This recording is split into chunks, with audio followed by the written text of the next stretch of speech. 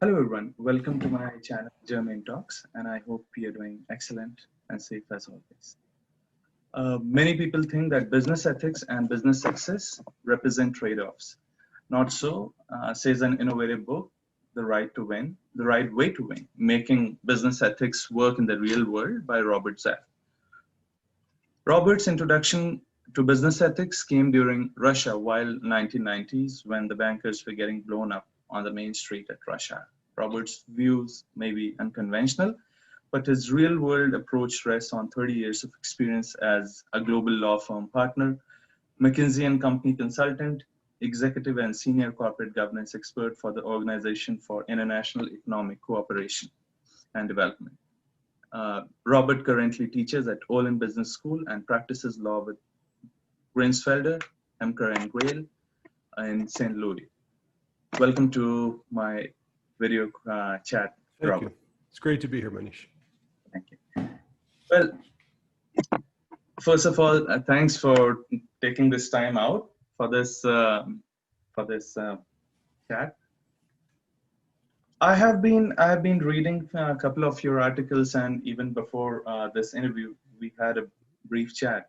And there's one word which kind of takes all the limelight in our conversation. That's the word ethics. And by and large, I'll keep my questions revolving around this word ethics when I'm talking to you. Right. When we were talking last time that how to, like, this is something which has been subject of your study, how to enforce contracts. Enforce is the underlying word, without safety net. So, well, I started my legal career in late Soviet Union and post-Soviet Russia. I had just come out of law school. I speak Russian, and you have to be careful what you wish for. You just might get it. So I ended up working in St. Petersburg and in Moscow. And what I saw was, and would tell clients, that the contract will remind each party what it agreed to, but it won't necessarily force the other side to do what it doesn't want to do. That's just the reality of Russia, which is a very low rule of law environment and remains, I think, subpar to this day. And so you had, as a business lawyer and a business person, to think really deeply about the relationship and say, how do we structure the relationship in a way that each party will continue to need the other going forward? That's really our only security for the relationship. You would also try some techniques to make sure, for example, that you control the appointment of the chief bookkeeper, we call the CFO, that you had a say in the hire outside counsel and outside auditors, that you had a good arbitration clause. But if you're going to have an arbitration clause, you also have to make sure that the assets that you want to levy upon if you win are going to be in a jurisdiction that will actually recognize and enforce your award. So that was really good training because it forced you to think very hard about the intrinsic business relationships. What were the business goals? What's the relationship? And then to what degree can you structure that relationship so that the parties will need each other? Because that's really the only security for good behavior, at least in that environment. And I think that's really true elsewhere around the world. It's a difference of degree, but not of kind. Even in the United States, if you have a partnership where one party's contribution is front-loaded and the other party's is back-loaded, over time, the party whose contribution is back-loaded will begin to denigrate and deprecate the contributions of the first party. absolutely. So this is just human nature and economics. And so the skills you develop as a lawyer in a low rule of law environment, I think, are very helpful because you have to focus intently on the business deal and to think about risks in a different way. Robert, you have tempted me to ask ask three questions out of your point, where there is no safety net and things like that, and how to have our contracts in there. So I deal with enterprise level contracts. So can I ask you a question that what do you mean? Like, what does your observation or findings think applicable at a tactical level? Suppose I have a $7 or $10 million contract with ABC Corporation for buying servers or buying services or professional services or something like that. At a tactical Right. level, you probably missed out putting a very crucial indemnity carve out or something like that. How would your word ethics and school of thought fit in this situation? Well, I'm an American lawyer. I've worked many years overseas, and I think that the American approach to business is unusual, even though Americans don't appreciate it that way. And that is, in America, we think the purpose of a negotiation is to conclude a transaction. Yes. And in my experience in much of the world, if not most of it, is that most traditional business cultures view the purpose of a negotiation, which is to find out the character of the other person you're dealing with. Because once you know that, you'll know what kind of business deal you can get. And then you can decide to what degree do you want to paper the transaction. So in my own view, I would rather have Warren Buffett's handshake than a 500-page contract from Jeffrey Zuckerberg. Right? A complication, of course, is that Mr. Buffett is now 90 years old. So if this is a long-term contract, you have to ask yourself, okay, how good's that handshake going to be should Mr. Buffett go to his reward? And so you try to draft the best contract, but you have to gear your expectations to the environment you're in. And I think where I have often found entrepreneurs having problems is they're used to the world of entrepreneurs where you can have handshake deals, where relationship is critical, and where Yes. people are reasonable. People can make decisions because they're at the top, they're responsible for everything, and they want to get a good result, and they recognize that they're not going to get good results over the life of their career or their business if they're not viewed as someone who's willing to let the other side do well too. Well, yeah. And entrepreneurs, Yeah. Like the contracts do get signed, as you're saying, over a golf course. Like, yes, over a handshake at a golf course or a coffee like you're having. yeah. So, but the thing is that a golf course deal or a coffee table deal may not be completely getting into clause number 11.2, section, subsection, this, sub. So there is the thing, like, so you think that the relationship will outweigh those fine print? Well, it can, but I think what you're now saying is, okay, look, the entrepreneur is not acting on, if you have two food cart vendors and they have an agreement to share food, Yes. that's pretty easy. But even with Warren Buffett, he has an organization. And so at some point, for that deal to be translated into reality, it has to go through a process. It has to be memorialized. People have to act upon it. So where the entrepreneurs often stumble is they assume because they have an agreement at the very top that understanding and that goodwill is going to propagate through the organization, and it doesn't. And so understanding the other side's agency issues and understanding your own agency issues are really critical to formulating a good corporate to corporate contract where you have organizations with human beings who have their own foibles and perspectives and agency issues. And will they want to actually execute on the contract as written? Will they look at the larger context of the business relationship, or will they have their own issues? And I have been involved in situations where someone in the business side wants the deal to go through and somebody in the finance side wants it to fail. And so you have tensions with the organization that might be appropriate, but you have to say going forward, how are you going to manage these things? And a typical example was I was representing someone, a software entrepreneur, selling his company to a publicly traded entity. And as part of it, there was a large earnout. So the software entrepreneur had to actually deliver a large piece of functionality in the 2 years after the sale. And so I had to work very hard with this fellow who was used to handshake arrangements to say, no, you don't understand. Once the deal guys are out, you're left with IT. Yes. And this is not their project, and they're not invested in it. Or if they are invested in it, they don't want you to have the freedom to do what you want to do because they want to take it over because it's their career security for the next 5 years.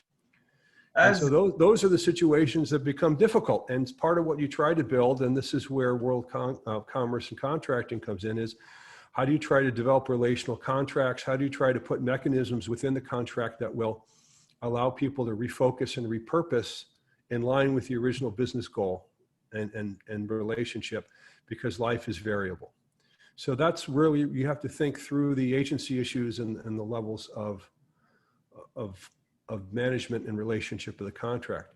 There are situations where I've been across a table with someone on their business side, and I said, look, it's in your interest to give me this provision because it will make your own IT department actually do this within the right period of time, which is going to keep the business deal going. Because if your IT department won't sign on to this, then we're going to have problems because you're not going to meet service levels. And that's not in my interest as the buyer. And it's not in yours as the business person, because you're not going to get the commissions you want. So give this provision to us. And if you have to, go talk to IT now, because if you don't talk to IT now and we don't get this now, this deal may blow up, and that's not to your interest or mine. So sometimes what you do is you try to, in the interest of your client and ethically, you try to leverage agency issues on the other side to get yourself, your client, a better deal, but also to help the deal succeed. Yes. You can get, if you get such a good deal that there's no interest in the other side, things can start to crumble, because people will look for ways to defect or perhaps even to breach. In fact, Robert, I remember an old adage, and it probably proves every time correct, like what is said as, you campaign in poetry and rule in prose. The business deals are done like that. It's actually a golf course handshake or something like that. And once it comes to the prose part, the prosaic part is the contract, and then it becomes so beefy and like, that is where the word ethics will help, and I wish it's used more. Well, I appreciate that. I think the way I thought of it was, I'd say that you're going to have a closing parade, and then the lawyers have to follow with the brooms and the shovels. Slightly earthier, but I think it's the same idea. But ethics,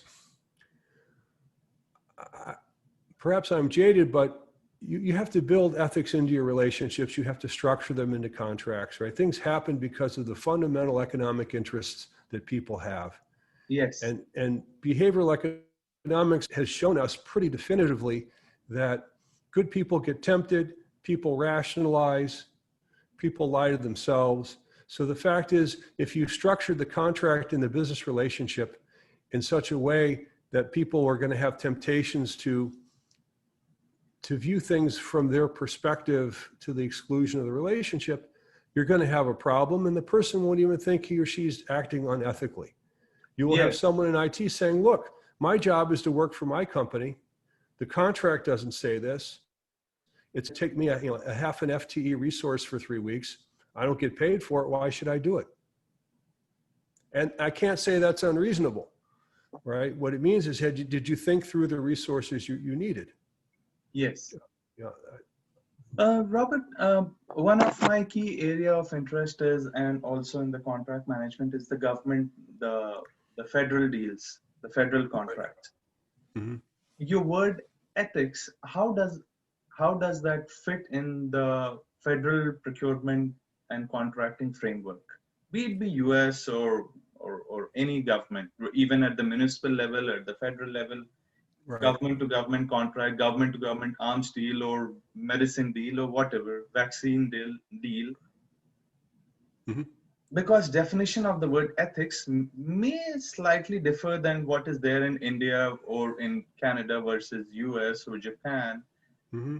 So how does this word ethics, like being a law student, if I may ask this question, that ethics, how do you think plays out in a government or government to government contracts? So how does it play out?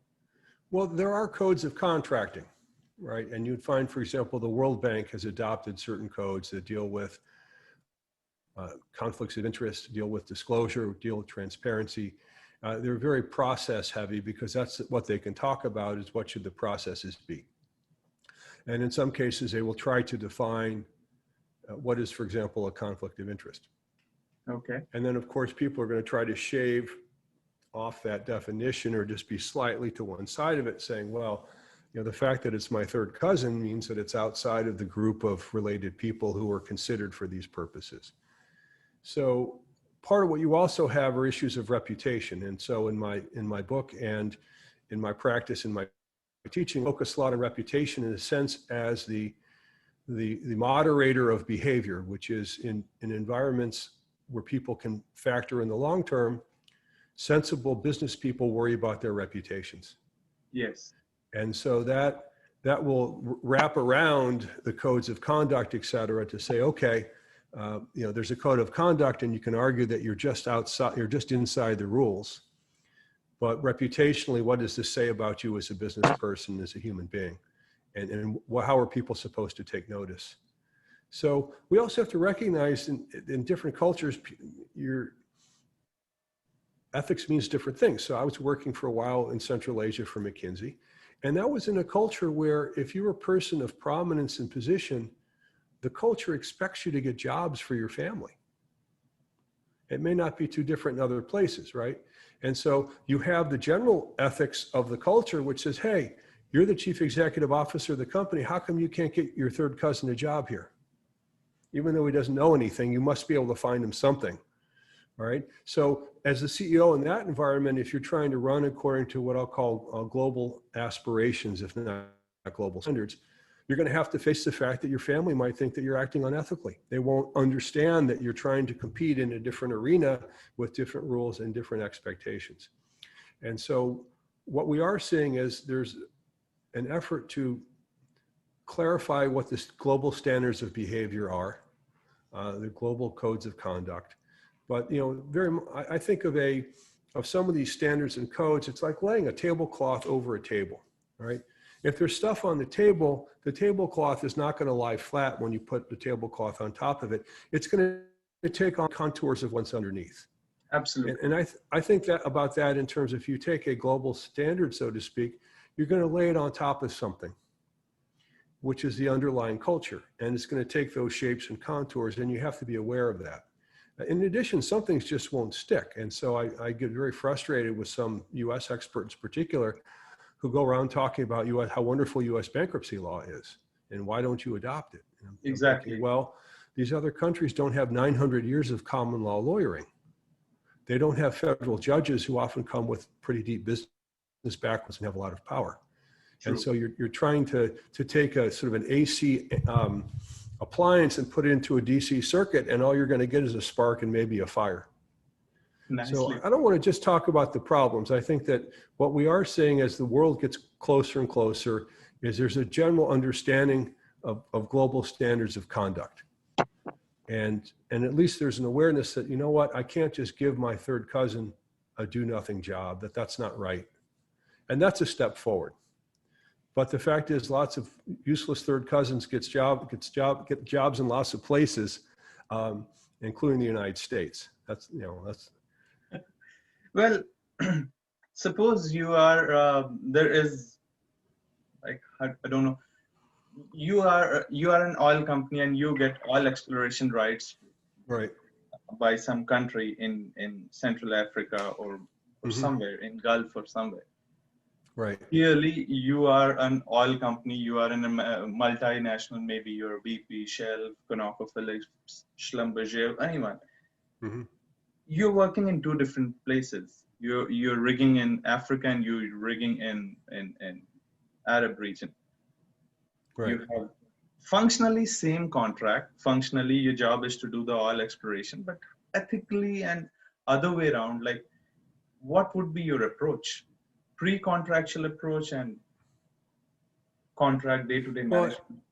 When you're dealing with natural resource extraction, typically you're dealing with governments. I think the United States is the only country in the world where individuals own the subsoil resources below the property that is theirs. Yes. And you typically have these large global energy companies which act at a quasi-governmental level. There's a reason why the former head of Exxon became the U.S. Secretary of State, okay? And so you're at a level where you have the resources, you have the political connections with your home country to interact at a political level with the other country to try to do good business there. Now, in those contexts, we understand what expectations are. And so we also understand in the United States, at least, we have the Foreign Corrupt Practices Act, which is pretty strict. The UK has the Anti-Bribery Act, and other countries have adopted similar laws.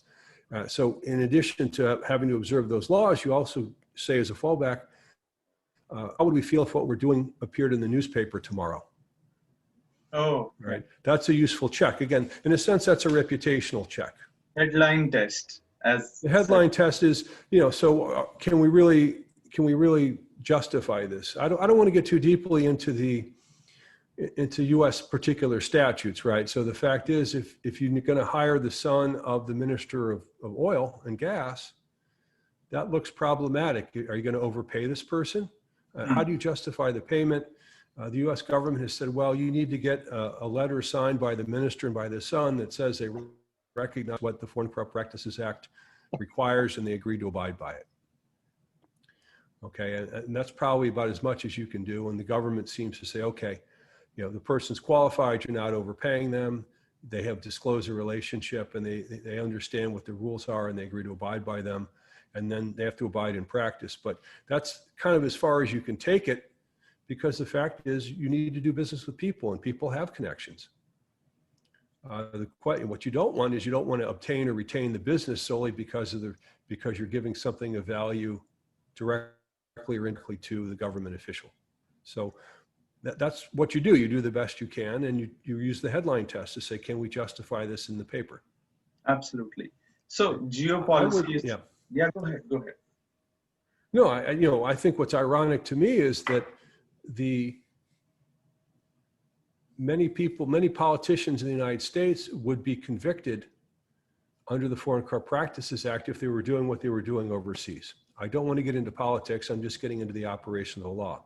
So it seems to me that why would something be illegal if you do it overseas, but it's apparently not illegal in the United States is a question I posit to government officials quite often. I don't get an answer other than, well, who's writing the law and who's benefiting from it?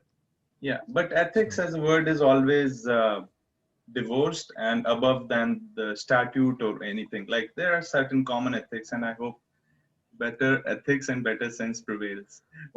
May I press on that? Please, in the sense that I've heard ethics defined as a code of conduct that allows people to live together and to flourish together, as a general statement. And the fact is, cultures and groups will formulate their own ethics. The ethics don't have to be nice. They don't have to be from a larger extent moral. So for example, organized crime has a code of ethics. Right? Nazi Germany had both a culture and they had ethics. Raiding cultures have ethics. And so we have to make sure when we say ethics, we're talking about, in a sense, a code of behavior, but that code of behavior exists within an environment. And it might not be from a larger perspective something you particularly like. In fact, or moral, right? So I just don't want to put too much pressure on ethics because we have to say, what are we really talking about? True. In fact, a couple of years ago, I'm forgetting the name of the gentleman. He got Nobel Prize. He was from Bangladesh, and he was into microfinancing of the loans, and the loans were as less as like $5, so like $7 to buy a goat or to buy like a couple of chickens for really poor farmers. So I remember the New York Times reporter asked him that, how do you enforce collection for like a loan as less as $5 or maybe $10? He said that the social stigma around non-payment or being delinquent on the loan drives a person, and in the village of like the community elders kind of enforce that your social stigma, the community elders, as rightly said by you, that every community has their own homegrown ethics definition. So it was it's a great example. I've also heard in micro lending that they will have groups of friends or family, in a sense, guarantee the loan. Yes. So that it's not just one borrower can sneak out of town or just say, sorry, my goat died or was stolen, I'm not paying you, because there's the larger community saying, well, we all guaranteed this, and say, in addition, if you default on this loan, they might not lend anybody in the village anymore. Yes. And this is our source of capital. I think in this particular case, it might have been in Southeast Asia, and people were borrowing $50 to get a used sewing machine, which is enormously productive. My great-grandfather was a tailor, and we still have his old Singer sewing machine in the basement. And you can imagine the productivity increase of having a sewing machine. It allows you not only to clothe your family quickly, but also to start selling things. And so those are, the ties that bind, right? The reputational ties, or they call it reputational bonding in some of the literature, is a huge enforcer of ethical behavior within that particular group of people. And in fact, there's been research some time ago on, for example, the diamond markets, particularly in New York, but elsewhere, where people almost never sue each other. It's called private ordering. And that is, these markets are so tightly knit and so transparent that nobody can afford to be sanctioned and to be viewed as a cheater, a fraudster, because they'll simply be frozen out of the market and they'll lose their livelihood. And similar work has been done, for example, in the cotton trading industry. And so what you will find are certain clusters where the nature of the business is so structured that you don't even need government at that point. It's self-enforcing or private ordering. They will have dispute resolution. It'll be private arbitration, but it'll be so strong that it's almost unheard of for anybody to sue anybody else in a state court. So what I understand, that either the fear or the stigma of shame helps in formulation of the word ethics or enforcement action of an unwritten contract, be it buying a $10 goat, right, Bangladesh, or buying like a $2 million servers for your network. I would say reputational concerns, right? So that most business people view their most valuable long-term asset as their reputation. Absolutely. And so they don't want to do things that are going to damage their reputation. Now, there may be circumstances where people rationally start discounting to the present extremely heavily. One would be a gold rush, where I can make retirement money in a year or two. And this is the trouble with some of these investment banks, which is some of their senior people can make $10 or $20 million in a year. And that affects their rational calculation of what's the value of my reputation. Or else you have a sinking ship. And so, I mean, there's not a lot of ethics in a sinking ship. And I was in Russia, where we had both a gold rush and a sinking ship, and you had what I call a perfect storm for unethical behavior. Now, sometimes what happens within an organization or circumstances, the same situation can be a gold rush for one group of people and a sinking ship for others. And then things really get nasty. So, but that to me, that's the calculation. Is I would go a little bit broader than shame, because even people who don't have shame have self-interest. Absolutely. And so reputation binds both. If you're someone who's prone to shame or someone who's self-interested, both of you will worry about your reputations. So Robert, my probably my last question is to you is that what should we have in the contracts to make the deal work from an ethical standpoint? And a 2020 special question to you. If I was interviewing in 2019, then this question would have been there.